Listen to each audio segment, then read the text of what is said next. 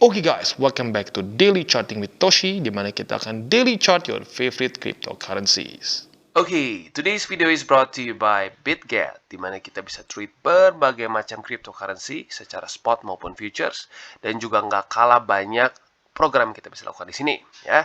Ada strategic trading, kita juga bisa copy trading, dan juga bisa earn rewards dari aset-aset crypto yang kita punya. Selain itu juga, kita bisa mendapatkan 4.163 USD in rewards untuk mengkomplit task, ya. Ada $3 coupon untuk KYC rewards, ada $50 coupon untuk futures trading rewards, dan yang paling besar ada first deposit bonus, di mana kita bisa mendapatkan 4.000 USD trial fund yang kita bisa tradingkan di USDT margin futures account. Ya. Jadi tunggu apa lagi? Ayo kita trading di BitGet. Dalam 24 jam terakhir, cryptocurrency market lanjut lagi meningkat sebesar 2,5%. Dengan total market cap mencapai di 1,17 triliun US dollars. Dan kita bisa lihat Bitcoin meningkat secara signifikan ya sebesar 2,43% dalam 24 jam terakhir di angka 24.600. Artinya kemungkinan besar Bitcoin berhasil daily close di atas dari 24.000. Untuk Ethereum, dia meningkat lebih besar lagi sebesar 3,64% di angka 1.900-an. Ya, ini sepertinya dia tembus resisten atas, nanti kita lihat. Lalu untuk BNB, dia meningkat yang nggak terlalu besar juga ya, sebesar 0,67% saja. XRP meningkat sebesar 0,85%. Cardano sebesar 1,4 di 1,4 ya. Lalu Solana kita bisa meningkat dengan cukup signifikan di 9,61% dan Polkadot di 2,31%. Jadi overall cenderung meningkat semua. Nah, sebelum kita ke chart, ada berita mengenai Ethereum. Kita tahu Ethereum akan menjadi ETH 2.0, ya, atau seringkali disebut sebagai Ethereum Merge. Nah, di sini kita sudah keluar nih tanggalnya, ya. Jadi, ini kurang lebih akan tanggal 15 atau 16 September. Ini lebih cepat daripada ekspektasi awal. Nah, mungkin ada yang bingung, Bang, kenapa tanggalnya bisa berubah-berubah? Emang siapa yang nentuin? Jadi gini, ya ini ditentukannya bukan dengan tanggal, tapi ditentukannya kesannya oleh hash rate. Jadi sampai blok keberapa baru Ethereum ini akan merge. Nah, otomatis semakin hash rate-nya ya lebih tinggi, lebih cepat ya, otomatis itu akan lebih cepat juga untuk capai di merge ini ya. Jadi maka dari itu keluar tanggal antara tanggal 15 atau 16 September. Nah, yang menjadi pertanyaan sekarang adalah, Bang, ini apakah akan pump atau dump? Lagi-lagi, kita di sini bukanlah dukun, kita nggak bisa tahu ya. Tetapi kita harus tahu bahwa ada satu resiko yang sering kali terjadi di markets, yaitu buying the rumor, selling the news. Ya, di mana ada satu event besar yang semua orang nunggu-nunggu nih. Nunggu-nunggu, beli, lalu saat newsnya keluar malah di dump. Seperti dulu kesannya tuh banyak yang kena di Doge ya. Saat Elon Musk mau keluar di mana itu? Di SNL kalau nggak salah ya. Yang terjadi bukannya pump malah dump. Nah, kalau kita lihat di Ethereum, dalam beberapa minggu terakhir Ethereum ini peningkatannya ya cukup signifikan ya. Jadi ada potensi buying the rumor di sini ya. Nah, jadi lagi-lagi saran gua adalah apa? Untuk spot nggak apa-apa, akumulasi saja. Tapi kalau lu ingin bermain futures, nah lu harus ekstra hati-hati ya karena ada potensi bisa selling the rumor ya. Nah, jadi kurang lebih seperti itu, yaitu taktik gua nggak akan terlalu banyak pasang posisi posisi futures di Ethereum. Kalau sampai mau pasang pun harus ekstra hati-hati ya dengan SL yang lebih ketat daripada biasanya. Ya. Jadi kurang lebih seperti itu untuk Ethereum. Lagi-lagi overall ini sebenarnya bagus ya, the merge ini overall bagus untuk harga Ethereum for the long run ya. Kalau untuk short term ada kemungkinan volatilitas karena ya ini ada kemungkinan buying the rumor, selling the news. Tetapi untuk jangka panjangnya bagus. Kenapa? Karena dengan merge ini ya fee untuk Ethereum ini akan semakin lebih murah ya, lebih reachable untuk orang-orang. Nah, maka dari itu transaksi bisa jauh lebih banyak lagi, dan saat terjadi banyak transaksi dengan apa ya? Dengan struktur Ethereum sekarang, ini akan membuat Ethereum supply-nya jadi lebih langka lagi, lebih rare lagi. Kenapa? Karena seperti yang kita tahu sekarang semua transaksi di Ethereum, semua transaksi ada sebagian fee yang akan di burn. Nah, semakin banyak transaksi yang terjadi, otomatis semakin banyak ETH yang di burn. Bahkan net issuance dari Ethereum kita tahu di tahun lalu itu sempat minus. Nah, dengan adanya the merge ini, kemungkinan untuk dia minus lagi lebih besar lagi. Ya, jadi kebayang supply dari Ethereum dari tahun ke tahun malah bukannya nambah, tapi malah ngurangin. Artinya Ethereum bisa semakin rare lagi. ya otomatis secara struktur itu akan membuat Ethereum harganya cenderung lebih meningkat lagi, ya. Nah, jadi kurang lebih seperti itu untuk Ethereum. Lagi-lagi untuk yang efek net issuance itu nggak dalam sehari, itu lebih ke long term. Yang kita harus siap-siap untuk Ethereum adalah lagi-lagi kemungkinan volatilitas apabila terjadi buying the rumor, selling the news, ya. Nah, sekarang kita geser ke chart untuk Bitcoin, ya. Untuk Bitcoin kita bisa lihat bahwa dia berhasil daily close di atas dari 24.000, ya, which is good. Ini PR yang kita bahas dan sebenarnya sudah beberapa kali nyaris berhasil tapi belum, ya. Dan akhirnya kemarin pada tanggal 12 Agustus, ya lebih tepatnya jam 7 pagi tadi, dia close di atas dari 24.000, tepatnya di 24.400-an. Nah, ini lagi-lagi menunjukkan bahwa momentum cenderung ke atas. Ya, jadi secara short term, it's doing good. Ya, bertahan di atas dari MA20 dan juga berhasil bertahan di atas dari 23.400. Ya. Nah, jadi kurang lebih seperti itu. Ya. Untuk long termnya, kita tahu bahwa yang menjadi PR adalah MA200 weekly. Kita harus terus pertahankan. Ya. Jadi dalam 2 hari lagi ke depan, gue berharap ini masih terus di atas ini. Ya. Dan PR selanjutnya adalah resisten. Ya, kita tahu ini satu resisten di 25.300-an, yaitu adalah harga dump karena Luna di sini. Ya, kita ingat ini masa-masa Luna dan ternyata ini juga di tempat yang kurang lebih saat Elon Musk membuang BTC dia. Ya, jadi ini ekstra volatile. Nah, jadi kita bisa lihat ini adalah awalnya struktur resisten. Awalnya struktur support, ya. Nah, tetapi kita bisa lihat dia jebol di sini dan ya sekarang kemungkinan besar akan berubah menjadi resisten. Nah, jadi dalam beberapa hari ke depan, PR selanjutnya adalah Bitcoin lanjut menembus 25.300-an. Apabila itu bisa terjadi, tentunya ini akan menjadi satu hal yang baik untuk Bitcoin secara long term dan short term untuk yang ini, ya. Jadi kurang lebih seperti itu. Dan sekarang kita akan coba mengintip indeks dolar, ya. Kalau kita lihat ternyata indeks dolar kemarin ada perlawanan, ya. Ada perlawanan dan dia kemarin tembus 105,5. Tetapi ya kita bisa lihat pada faktanya ya Bitcoin ya, dan cryptocurrency aset lain semua plus juga risk on asset malah cenderung meningkat, ya.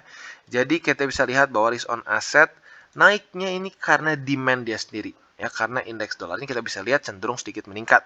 Tetapi risk on asset cenderung ikutan naik. Ya, artinya apa? Lagi-lagi risk on asset termasuk Bitcoin dan cryptocurrency lain ini meningkat karena demand dia sendiri. Ya. Nah, tetapi baik lagi, walaupun seperti itu, yang kita tetap perlukan indeks dolar ini harus terus turun. Ya, karena seperti yang gue sudah katakan berkali-kali, ya, mungkin buat lo yang sudah stay tune terus di DCWT sudah hafal, ya, untuk kita mendapatkan bull market yang besar, ya, skala seperti di tahun 2020, ya, seperti di 2017, di 2015 ke 2017, ya, itu kita membutuhkan indeks dolar yang melemah, sama seperti di sini, ya, di sini dan di sini. Jadi ya kita butuh ini terus turun. Nah, cara turunnya yang paling efektif menurut gua sekarang adalah interest rate yang tidak dinaikkan terlalu tinggi. Ya, jadi harapan kita adalah nanti yang pertama adalah CPI dulu deh, ya. CPI dulu nanti September hasilnya bagus, lebih rendah lagi, ya. Kalau datanya lebih rendah lagi, lalu the Fed nanti meningkatkan di bawah dari ekspektasi atau di bawah dari 50 BPS, itu akan menjadi pertanda yang sangat baik untuk cryptocurrency market, ya.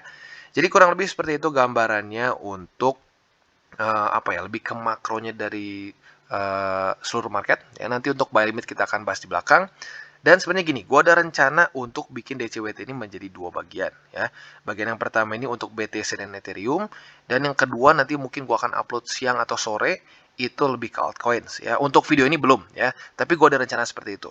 Nah, menurut lu gimana? Kalau lu lebih suka seperti itu, bisa komen di bawah. Karena jujur, gue beberapa kali untuk bahas makro ini jadi sedikit keburu-buru karena mikirin untuk yang yang altcoins. Ya, jadi lagi-lagi buat lu yang setuju bisa komen di bawah. Ya. Dan sekarang kita akan lanjut ke buy limit. Oke, dan sekarang kita akan geser ke buy limit untuk Bitcoin. Ya. Yang pertama ada di daerah 23.400-an yang sekarang semakin dekat dengan MA20. Artinya confluence akan semakin tinggi. Ya, jadi ada 2 support kurang lebih di satu daerah yang sama. That's good. Ya, itu buy limit pertama kita. Lo bisa pilih antara 23.400 atau MA20 di 23.200. Lagi-lagi dekat. Ya. Nah, selanjutnya buy limit kedua kita ada di MA50, yaitu di sekitar 21.900 ya. Nah, ini di waktu bersamaan juga bisa jadi ada option ya, yaitu di 21.500 karena lagi-lagi ini cukup dekat ya. Nanti saat MA50 sudah semakin ke atas, kemungkinan akan menjadi buy limit yang berbeda. Tapi for now, masih kalian bisa pilih karena cukup dekat ya. Jadi itu buy limit kedua kita. Nah, untuk buy limit ketiga, kita tahu bahwa harus pindah ke indeks Bitcoin ya. Nah, di sini sebenarnya ini sedikit gua ubah ya, karena ternyata gua lihat di weekly-nya gua sedikit terlalu atas ya. Jadi tepatnya di weekly close 2017 di sini ya. Itu tuh di close-nya itu di sekitar 21.000 berapa nih? Sorry, di 19.200-an ya close-nya. Nah, jadi ya mungkin lebih tepatnya gua taruh di sini ya 19.200. Nah, struktur ini bisa dibilang adalah struktur MVP ya dari Bitcoin selama ini. Karena kita bisa lihat ini struktur yang menahan harga Bitcoin di bear market sekarang ya. Nah, untuk di weekly-nya dia sudah nahan 4 kali, untuk di daily-nya sudah dia tahan ya lu bisa hitung terlalu sering ya. Jadi kurang lebih itu menjadi buy limit ketiga kita. Jadi overall seperti itu untuk buy limit dari Bitcoin.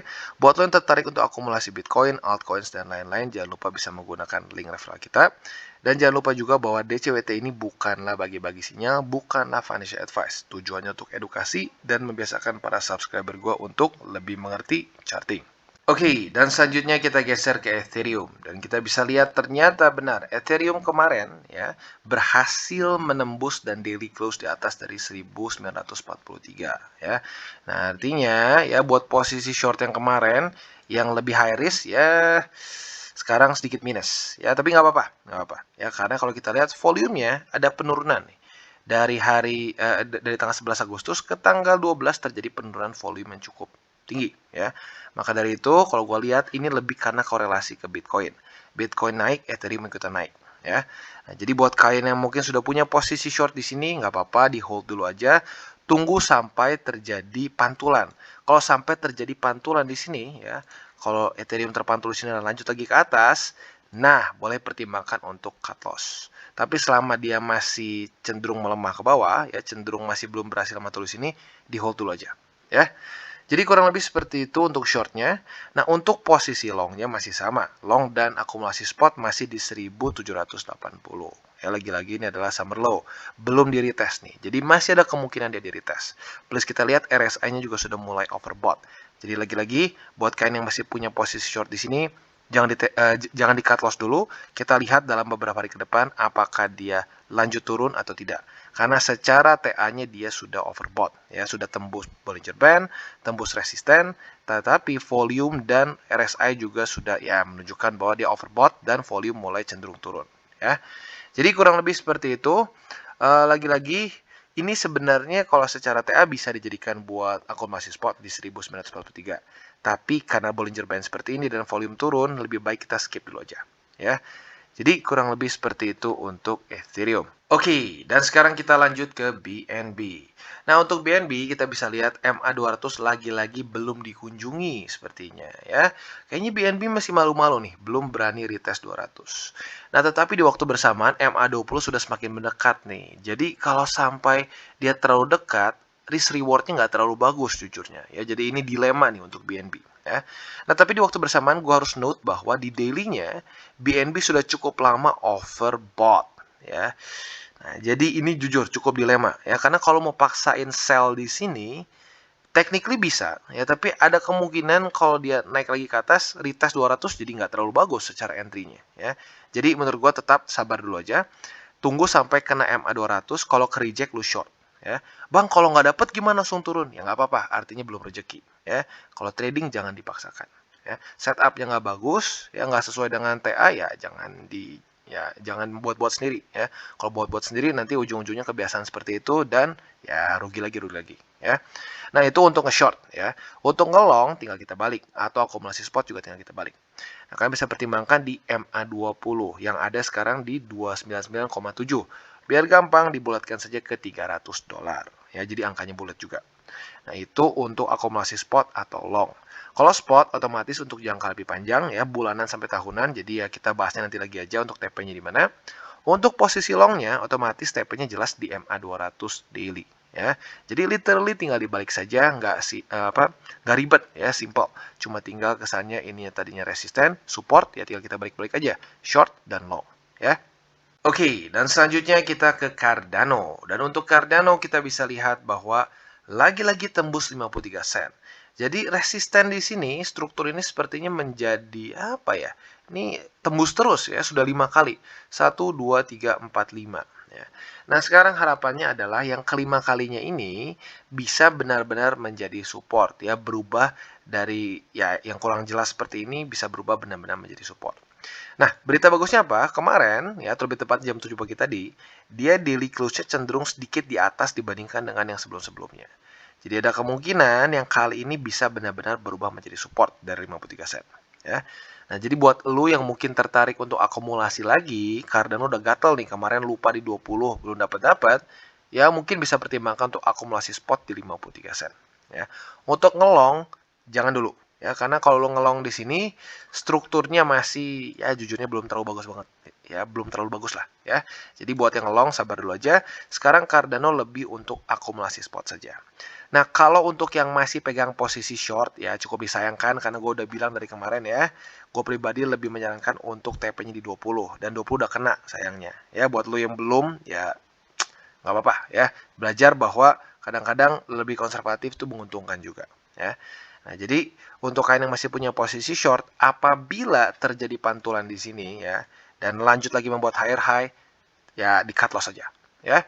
Jadi lagi-lagi untuk posisi futures kalian harus siap untuk cut loss dan siap untuk rugi, karena resikonya memang lebih besar. Ya kalau kita nggak siap cut loss, nggak siap rugi, ya ujung-ujungnya malah jadi ruginya lebih besar. Biasanya malah kena likuidasi, ya. Jadi untuk Cardano kurang lebih seperti itu. Untuk akumulasi spot lagi-lagi gue ulangin di 53 sen. Oke, dan selanjutnya kita geser ke Solana, dan untuk Solana kita bisa lihat dengan sangat jelas sekali dia berhasil breakout ya. Setelah berkali-kali retest akhirnya tembus juga ya. Tapi yang uniknya adalah volume ya. Volume dari tanggal 11 Agustus ke tanggal 12 ini malah turun ya volume buyersnya. Jadi menurut gua ini Solana berhasil naik ya dengan signifikan karena korelasinya dengan BTC. Ya, biasanya ya, apabila satu altcoins ya itu dia meningkat tapi volume turun, ya, jadi harga meningkat tapi volume turun, itu biasanya karena kebawa korelasi dengan BTC ya. Nah, maka dari itu kita mungkin ada peluang cukup besar dia akan retest lagi $44 lebih 42 sen. Ya nggak pasti tapi ada kemungkinan. Ya, maka dari itu buat kalian tertarik untuk akumulasi spot bisa pertimbangkan di $44 lebih 42 sen untuk Solana. Ya, untuk posisi long, gua belum sarankan dulu karena kenapa? Secara strukturnya nggak terlalu bagus ya karena kita tahu untuk bermain futures itu setupnya harus sedikit berbeda. Ya kita harus cari satu setup yang lebih probabilitas untuk menang lebih besar. Ya, karena lagi-lagi secara resiko lebih besar kalau kita bermain futures. Maka untuk sekarang Solana lebih gue sarankan untuk posisi spot saja di $44 lebih 42 sen. Dan sekali lagi jangan all in tapi averaging ya. Jadi kurang lebih seperti itu. Untuk posisi short yang kalian mungkin agresif nih kemarin udah duluan buka di $44. Nah, ini bisa kalian cut loss apabila terjadi pantulan di sini ya. Kalau terjadi pantulan dan lanjut lagi naik ke atas, ya sudah di cut loss saja. Ya lagi-lagi seperti yang gue bilang, kalau lu ingin trading futures harus siap untuk cut loss. Karena kalau lu nggak siap cut loss, ujung-ujungnya malah kena liquid. Ya, jadi kurang lebih seperti itu untuk Solana. Dan sebelum kita tutup DCWT kita pada hari ini, sekali lagi gue ada rencana untuk memisahkan charting BTC ETH ya dengan altcoins. Ya, jadi BTC ETH ini lebih ke major ya, lebih ke apa ya?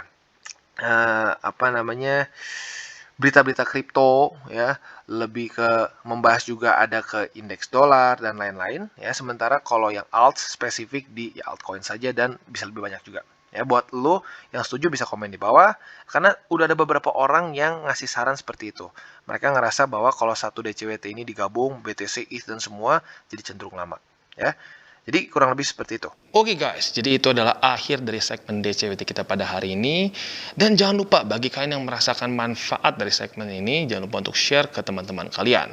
Dan apabila lu pengen mensupport channel kita, ya TCI, jangan lupa untuk menggunakan link referral kita di bawah.